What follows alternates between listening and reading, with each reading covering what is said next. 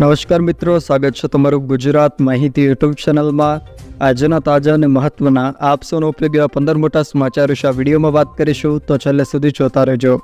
આજના સૌથી પહેલા સમાચાર વિશે વાત કરીએ તો 2000 રૂપિયાનો 17મો હપ્તો આજે ખેડૂતોના ખાતામાં જમા કરવામાં આવશે। વડાપ્રધાન નરેન્દ્ર મોદી આજે વારાણસી ખાતેથી પીએમ કિસાન યોજનાનો 17મો હપ્તો જાહેર કરશે। 9.3 કરોડ ખેડૂતોના બેંક ખાતામાં 2000 રૂપિયા ટ્રાન્સફર કરવામાં આવશે। ખેડૂતોના ખાતામાં લગભગ 20,000 કરોડ રૂપિયા મોકલવામાં આવશે। ત્યારબાદના મહત્વના સમાચાર વિશે વાત કરીએ તો અરબ સાગરમાં હિલચાલથી આગામી સમયમાં ભારે વરસાદની શક્યતાઓ રહેલી છે। અરબ સાગરમાં હાલ હલચલ વધી છે। આ હલચલના કારણે આગામી સમયમાં ભારે વરસાદની સંભાવનાઓ રહેલી છે।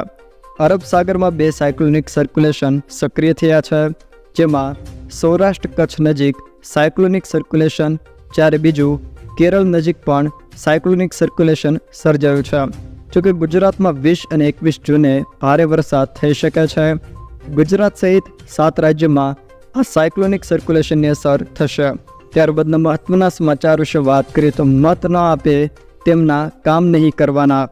લોકસભા ચૂંટણીના પરિણામો બાદ ભાજપમાં ઠેર ઠેર જૂથબંધી જોવા મળી રહી છે। વડોદરામાં ફરી ભાજપના જ 2 નેતાઓએ સામસામે નિવેદન આપ્યા છે। વડોદરા શહેર ભાજપ પ્રમુખ વિજય શાહે નિવેદન આપ્યું હતું કે જેણે વોટ આપ્યો છે તેનો જ વિકાસ કરવો। તેમણે કહ્યું હતું કે અમુક જ પ્રકારના બૂથમાંથી ભાજપને મત મળે છે, એવા વિસ્તારમાં આપણા બજેટ ન વપરાય જ્યાં મત મળતા નથી। જોકે ભાજપના ધારાસભ્ય યોગેશ પટેલે આ નિવેદનનો વિરોધ કરતા કહ્યું હતું કે આવો આદેશ માનવો જરૂરી નથી, એ એમની અંગત વિચારધારા હશે। હું નિવેદનથી સહમત નથી। જોકે આ વિજયની વિચિત્ર વાત જોવા મળી છે।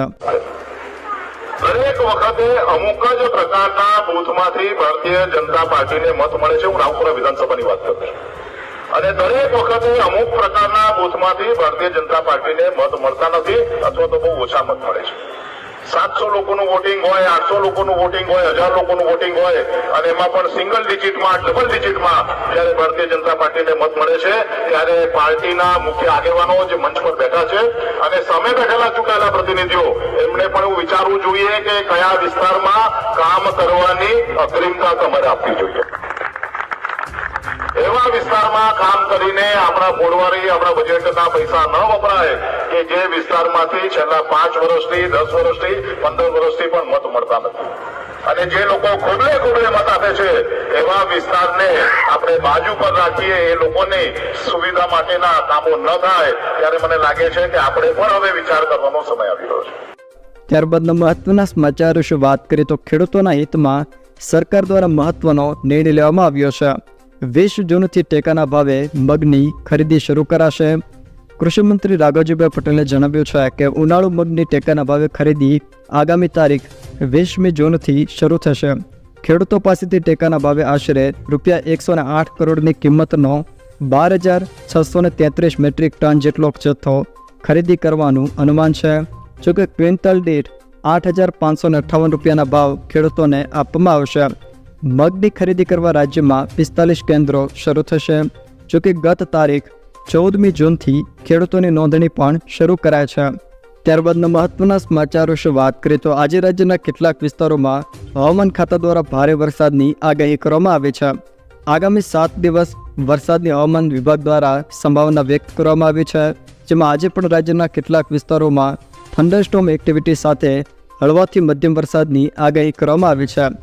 તે પહેલાં મિત્રો વાત કરીએ તો ગઈકાલે સવારે 6 વાગ્યાથી લઈને સાંજના 8 વાગ્યા સુધીમાં રાજ્યના 20 તાલુકાઓમાં વરસાદ વરસ્યો હતો, જેમાં સૌથી વધુ વરસાદ અમરેલી જિલ્લાના બાબરામાં 45 mm વરસ્યો હતો, જ્યારે ભાવનગરના ગારિયાધારમાં 29 mm, છોટાઉદેપુરના ક્વાંટમાં 25 mm, જ્યારે નર્મદાના નાંદોદમાં 25 mm વરસાદ વરસ્યો હતો। જ્યારે આજે ખાસ કરીને કચ્છ, દેવભૂમિ દ્વારકા, પોરબંદર, રાજકોટ, જૂનાગઢ, અમરેલી, ભાવનગર, ગીર સોમનાથ, દાહોદ, છોટાઉદેપુર, સુરત, તાપી, ડાંગ, નવસારી અને વલસાડ આ જિલ્લાના છૂટાછવાયા સ્થળોએ ગાજવીજ સાથે હળવાથી મધ્યમ વરસાદની આગાહી કરવામાં આવી છે। ત્યારબાદના મહત્વના સમાચાર વિશે વાત કરીએ તો આધાર કાર્ડને લઈને મહત્વનો નિર્ણય લેવામાં આવ્યો છે। UIDAIએ મફત આધાર અપડેટ કરવાની સમયમર્યાદા હજુ 3 મહિના સુધી લંબાવી છે. હવે તમે 14 સપ્ટેમ્બર સુધી તમારું આધાર ફ્રીમાં અપડેટ કરી શકશો. અગાઉ તેની છેલ્લી તારીખ 14 જૂન હતી, પરંતુ હવે તેને 3 મહિના લંબાવી દેવામાં આવી છે. ત્યારબાદ આધાર અપડેટ કરવા માટે ચાર્જ ચૂકવવો પડશે. જોકે 10 વર્ષમાં જેમણે એકવાર પણ આધાર અપડેટ નથી કર્યું તેમના માટે આ પહેલ કરવામાં આવી છે.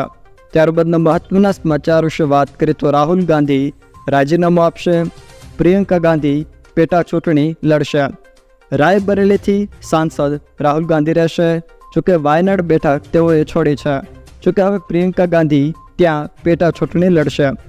કોંગ્રેસના રાષ્ટ્રીય અધ્યક્ષ મલ્લિકાર્જુન ખડગેએ સોમવારે જાહેરાત કરી હતી કે રાહુલ ગાંધી રાયબરેલીથી જ સાંસદ રહેશે અને વાયનાડ બેઠક છોડી દેશે.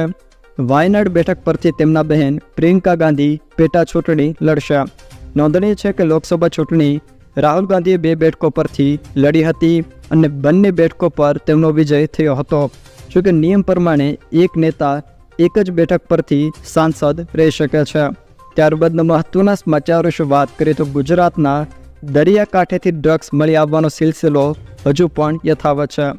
કચ્છના જખો બાદ પોરબંદરના દરિયાકાંઠેથી બિનવારસી ડ્રગ્સ મળ્યું છે. ગીર સોમનાથના માછીમારની બાતમીના આધારે સૌરાષ્ટ્રની દરિયાઈ પટ્ટી પર સર્ચ ઓપરેશન ચાલી રહ્યું છે. આ ઓપરેશન દરમિયાન દરિયાકાંઠેથી ડ્રગ્સના વધુ પેકેટ મળે તેવી પણ શક્યતા પોલીસ સેવી રહી છે. જોકે ડ્રગ્સ ભરેલ કોઈ મોટું કન્સાઇનમેન્ટ દરિયામાં ફેંકી દેવામાં આવ્યું હોવાની પોલીસની આશંકા છે. ત્યારબાદના મહત્વના સમાચાર વિશે વાત કરીએ તો રાજ્યની 39 આરટીઓ કચેરીઓમાં નવા ટેસ્ટ ટ્રેક આવશે. 78 કરોડના ખર્ચે દરેક આરટીઓમાં એઆઈ અને વિડીયો એનાલિટિક ટેકનોલોજીવાળા ટ્રેક ઊભા કરાશે. વર્તમાન સેન્સર આધારિત સિસ્ટમ જર્જરિત હોવાના કારણે વિભાગ અને લોકો વચ્ચે સંઘર્ષ થઈ રહ્યો છે. ત્યારબાદના મહત્વના સમાચાર વિશે વાત કરીએ તો સરકારે અગ્નિવીર યોજનામાં ફેરફારના સમાચારને ફેક ગણાવ્યો છે. અગ્નિપથ યોજનાને લઈને એક સમાચાર સોશિયલ મીડિયા પર ઝડપથી વાયરલ થઈ રહ્યા છે, જેમાં કહેવામાં આવી રહ્યું છે કે આ યોજના હવે 4 વર્ષની જગ્યાએ 7 વર્ષ કરી દેવામાં આવી છે.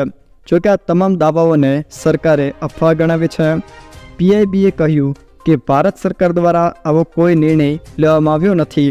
ત્યારબાદના મહત્વના સમાચાર વિશે વાત કરીએ તો ખેડૂતોને ખેતીવાડી ખાતાની વિવિધ યોજનાઓમાં સહાયનો લાભ મેળવવા માટે આજથી આઈ ખેડૂત પોર્ટલ ખુલ્લું મૂકવામાં આવશે. રાજ્ય સરકારની યોજનાઓનો સીધો લાભ ખેડૂતોને મળે તે માટે આજથી આઈ ખેડૂત પોર્ટલ ખુલ્લું મુકાશે. આઈ ખેડૂત પોર્ટલ ઉપર સ્માર્ટફોન, પાક સંગ્રહ સ્ટ્રક્ચર તથા પાણીના ટાંકાના બાંધકામ પર સહાય યોજના માટે આજથી ખેડૂતો ઓનલાઈન અરજી કરી શકશે. તે માટે આઈ ખેડૂત પોર્ટલ શરૂ કરવામાં આવશે. ખેડૂતોને ખેતીવાડી ખાતાની વિવિધ સહાય યોજનાઓનો લાભ ઘર આંગણે આસાનીથી મળી રહે તે હેતુસર iKheduત.gujarat.gov.in પોર્ટલ તૈયાર કરવામાં આવેલ છે. જોકે આ પોર્ટલ મારફત વર્ષ 2024-25 માટે કેટલાક ઘટકો માટે અરજીઓ મંગાવવામાં આવે છે. સ્માર્ટફોન પર સહાય યોજના, પાક સંગ્રહ સ્ટ્રક્ચર યોજના, પાણીના ટાંકાના બાંધકામ પર સહાય યોજના. રાજ્ય સરકારશ્રીઓ દ્વારા વર્ષ 2024-25 માટે આ યોજનાઓને લઈને આઈ ખેડૂત પોર્ટલ આજના રોજ 10:30 કલાકથી 7 દિવસ માટે ખેડૂતો ઓનલાઈન અરજીઓ કરી શકે તે માટે ખુલ્લું મૂકવામાં આવશે. તો આ યોજના હેઠળ લાભ મેળવવા માંગતા ખેડૂતો અરજી કરી દેવી. જોકે આ યોજનામાં હાલ વહેલા તે પહેલાંના ધોરણે સહાય ચૂકવવામાં આવશે.